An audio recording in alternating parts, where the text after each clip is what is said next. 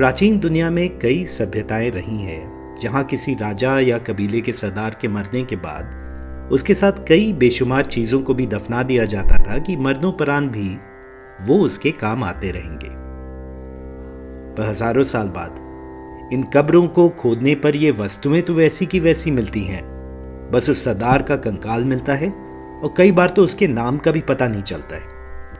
और ऐसा लगता है कि यह भ्रम आज भी हमारे समाज में पूरी तरह कायम है, क्योंकि हम में से कई जिंदगी ऐसे अंधाधुंध अंदाज में जी रहे हैं जैसे मरने के बाद भी ये सारी गाड़ियां और फ्लैट्स और जॉब टाइटल्स अपने साथ ले जाएंगे।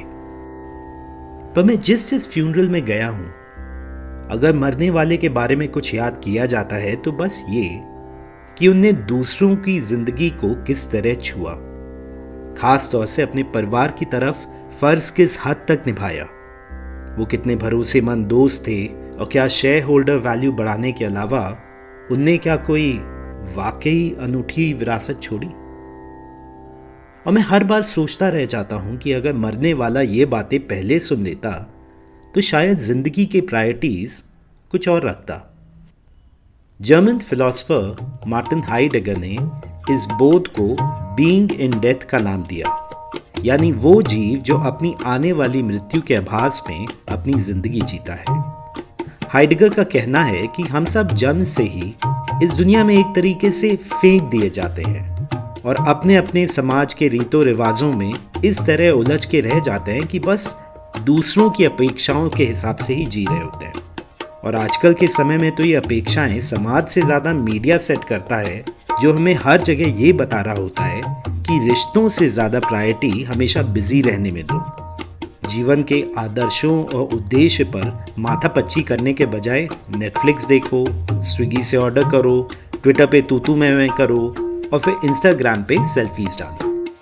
पर अगर हम क्षण भर के लिए इमेजिन करें वो एक दिन जिस दिन हमारा कोई नामो निशान नहीं रहेगा और ये दुनिया वैसी की वैसी चलती रहेगी, तो इस तरह का पैसिव और अचेत जीना अचानक खोखला लगने लगता है।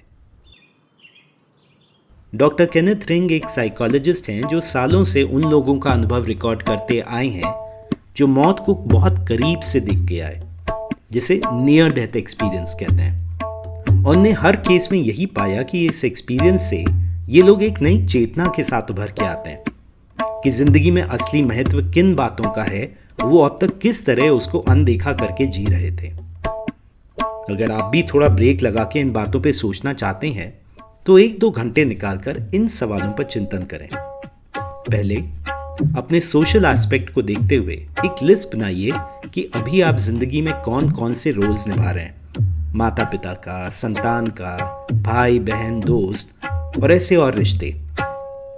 और फिर वो रोल लिखिए जो समाज की तरफ डायरेक्टेड है, जैसे आप सीए या लॉयर या आर्टिस्ट या एंटरप्रेन्योर हैं।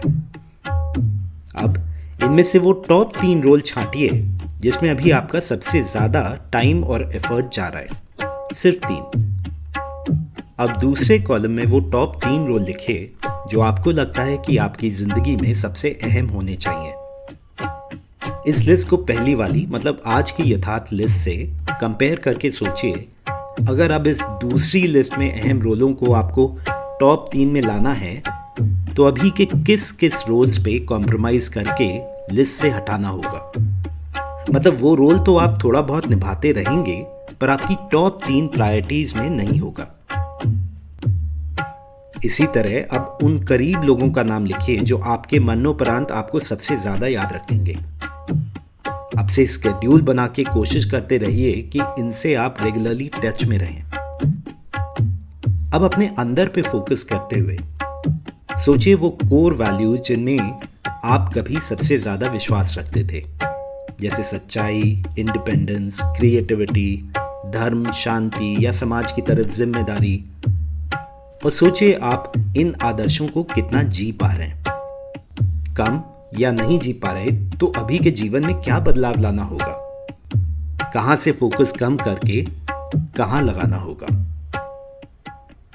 फिर इस पे चिंतन कीजिए कि आप अभी क्या कंज्यूम कर रहे हैं और कितना, चाहे वो सोशल मीडिया हो, न्यूज़ हो, एंटरटेनमेंट। क्योंकि एक लिमिट के बाद ये सारी निष्फल एक्टिविटीज हमारा टाइम और अटेंशन वहां से ले लेते हैं जहां उसे होना चाहिए, अपने उद्देश्य से, करीबी लोगों से। और ये सिर्फ टाइम पास नहीं है, क्योंकि ये हमारी मानसिकता डिफाइन करने लगती हैं। सोशल मीडिया वो कर्कश ध्वनि है जिसमें हम जिंदगी की असली संगीत को सुनना बंद कर देते हैं। इसलिए कंज्यूम कीजिए, पर ध्यान से, और कोशिश कीजिए कि ये मोदी, राहुल गांधी और आलिया भट्ट से उठकर आप वो भी कंज्यूम कर रहे हैं जिसमें आपके ज्ञान की वाकई वृद्धि हो रही है।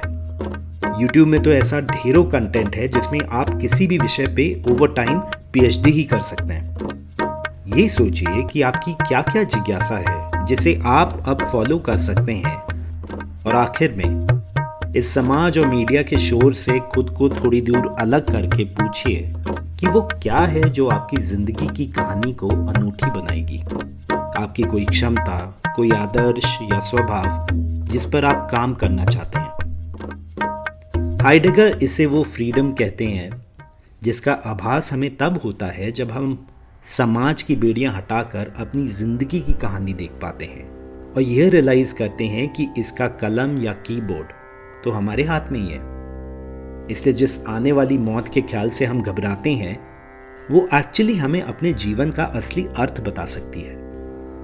संत कबीर के अटल वचन में, जाके चलते रौंदे परा, धरती होए बेहाल, सो सावध घामे जरे, पंडित करु विचार।